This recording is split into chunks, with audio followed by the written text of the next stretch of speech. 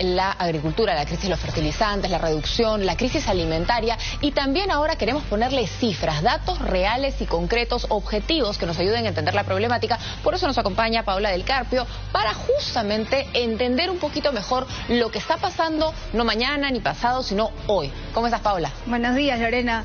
Bueno, sí, definitivamente venimos hablando de la crisis alimentaria, venimos hablando de esto que creo que no es una sorpresa ya para nadie en este punto.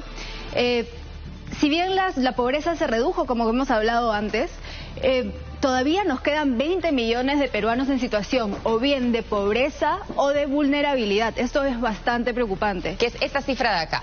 Tenemos, además, en los últimos 2 años, por pandemia, me imagino, se han reducido los ingresos. Se han reducido. Justamente, la vulnerabilidad es esto de la posibilidad de caer en pobreza ante un shock. Y veamos el shock, ¿no? Se han caído los ingresos. La gente gana menos. Gana menos. Se han caído los ingresos más o menos 10%, considerando antes de la pandemia, y los precios han subido. Más incluso que el 10%, entonces estoy en déficit. Así igual, ganara igual, estaría complicado. Estamos complicados, en general, ¿no? Y donde se han dado los problemas de aumento mayor en cuanto a la precariedad es justamente en las zonas urbanas, donde ha habido mayor impacto en el tema laboral, donde se ha precarizado el empleo, ¿no? Como sabemos, 3 de cada 4 trabajadores están trabajando en la informalidad, pero veamos la cifra de informalidad cuando lo vemos según pobreza extrema, no extrema, vulnerable y no pobre, no vulnerable. Vemos que en el caso de las personas en condición de pobreza y vulnerabilidad, la formalidad es algo muy raro. Entonces estas personas trabajan en condiciones precarias. O sea, es decir, estas personas que trabajan, mientras menos ingresos tienes, mientras más pobre eres, mientras menos acceso a educación y salud de calidad tuviste, es menos probable que puedas tener un buen empleo. Así es. Y este es el grupo donde están los ociosos incluso, ¿no? Los que no se van a morir de hambre, porque si no eres ocioso, no pasa nada. Lamentablemente, esa afirmación no es cierta, ¿no? O sea, los peruanos trabajamos en general muchísimo, pero vemos aquí que hay diferentes factores. Esos trabajen más. Incluso más, porque vemos que hay diferentes factores que hacen, a pesar de trabajar muchísimo y durísimo, por ejemplo, la gente en el campo que acabamos de ver, no alcanza eso para hacer frente a una crisis como la que estamos teniendo ahorita. Claro, al final es el que menos vulnerable es, más ingresos tiene, el que tiene mayor acceso a un empleo formal, es decir, a una CTS, a una AFP. A protección social ante cualquier shock, ¿no? Sigamos viendo otros cuadros donde entendemos ya la crisis alimentaria concretamente. La de hoy, porque hablamos mucho, y está bien, de lo que está pasando con los fertilizantes, que ya está empezando a atacar la siembra, y lo que va a pasar el próximo año con los alimentos y sus precios. Pero veamos lo que pasa hoy. Hoy ya tenemos problemas de inseguridad alimentaria en el país. ¿Y por qué? Porque eso tiene que ver con toda esta precarización, la reducción de los ingresos que tuvieron los hogares cuando se cerró la economía, bueno, y en el año siguiente que se ha recuperado, pero no tanto. Esto ha generado que las personas entren en situación de inseguridad alimentaria. De acuerdo con el Programa Mundial de Alimentos, la inseguridad alimentaria tiene que ver con la limitación de disponibilidad de alimentos de calidad o que sea incierta esta disponibilidad. O sea, no sabes cuántas veces vas a comer al día y lo que comes no necesariamente te nutre adecuadamente. Así es, y más de la mitad de nuestros hogares se encuentran en situación de inseguridad alimentaria. Vemos en el mapa, esto entre regiones es muy diverso, preocupa particularmente la Sierra Sur.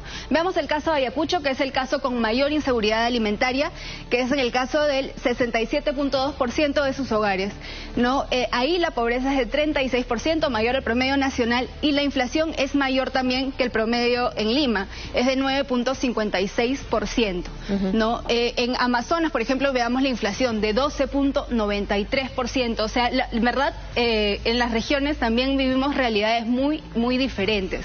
Y un dato que a mí me llamó mucho la atención cuando lo vi, ¿no? 25% de los hogares habían consumido 2 o menos comidas el día anterior a la encuesta que se les hizo. Y es interesante cuando vemos el siguiente cuadro cuáles son las consecuencias, justamente el impacto, desnutrición, anemia y obesidad. Ahí sí lo podemos ver. A ver, hasta ahora, digamos, con todo lo que ha sido la pandemia y todo eso, los indicadores de desnutrición, anemia y obesidad no se han movido tanto, pero dado que esta crisis se espera que aún sea prolongada, no sabemos cuánto más tiempo va a durar esto de los precios, ya nos empieza a preocupar la situación particularmente de nuestros niños.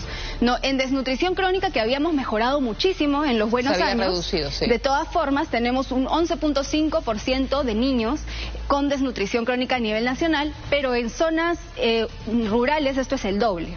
Okay. ¿No? En el caso de la anemia, que es el déficit de hierro, tenemos que casi el 40% de los niños ahí hemos estado estancados. O sea, ha habido cierta bajada, pero hemos estado estancados. Y esta situación es crítica porque tanto la anemia como la desnutrición se traducen en menor desarrollo intelectual, menor desarrollo cognitivo, menor desarrollo físico, que va a impactar luego en el trabajo que encuentren. Y lamentablemente hablamos de problemas irreversibles. Una vez que un niño menor de 5 años ha perdido esa oportunidad de desarrollo cognitivo, ya no lo va a recuperar, lamentablemente. No se puede hacer muchas inversiones, muchos esfuerzos, pero ya no va a ser lo mismo. Entonces, aquí el sentido de urgencia debe ser enorme. Y en el caso de la obesidad, quizás es contraintuitivo. Es importante también. Sí, puede ser contraintuitivo porque uno dice crisis alimentaria, no hay alimentos. ¿Por qué la obesidad es un problema?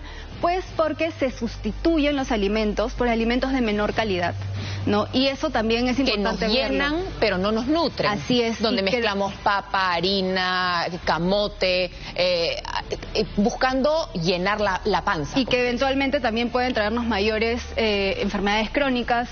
Eso, por supuesto, es un problema para las familias, pero también es un problema para el Estado, porque es un problema de largo plazo en la salud pública, que no podemos así nomás costearlo. Entonces, ¿cuáles serían tus recomendaciones? Así es. Bueno, se vienen haciendo varias recomendaciones. Por ejemplo, la editorial de Hacer Perú recientemente mencionó que había que ampliar, usar la infraestructura de los programas sociales, que ya llegan bastante a los más pobres, para dar bonos alimentarios o diferentes medidas temporales de apoyo directo. También apoyar más sistemáticamente a las ollas comunes, comedores populares y otro tipo de iniciativas de ese tipo. Por el tema urbano, también es importante pensar en los programas de empleo temporal, ¿no? Algo que es bien importante, Lorena, y creo que hay que decirlo todo el tiempo, es... Y no lo vemos lamentablemente, es la promoción de la inversión privada, ¿no? Un ambiente en el que se pueda hacer negocios. ¿Por qué? Porque esa es la verdadera fuente de empleo de calidad, el empleo formal, que hemos visto que es una rareza para las personas más vulnerables y pobres de nuestro país. Por el otro lado está, por supuesto, la necesidad de compra de fertilizantes, que ya lo hemos mencionado la semana pasada. Y aquí, que creo que también es muy difícil, pero importante, la capacidad de gestión, la capacidad articuladora del Estado. Podría ser el MEF, por ejemplo, con sus mesas ejecutivas. Necesitamos articular diferentes sectores con el sector privado también para encontrar soluciones, pero rápidas, porque como vemos, esta no es una situación que va a pasar mañana, no. La inseguridad alimentaria ya está aquí. Y lo más probable es que lo que viene pasando con los fertilizantes la agudice hacia el siguiente año, principalmente por un tema de acceso, es decir, porque se va a encarecer aún más los alimentos. Muy bien. Muchísimas gracias, Paola, por haber estado con nosotros, por habernos explicado con tanta claridad todo eso que es muy importante tener en cuenta. Ya está sucediendo, se va a poner peor, hay que tomar acción. Menos palabras, más políticas de Estado concretas. Seguimos con Pedro.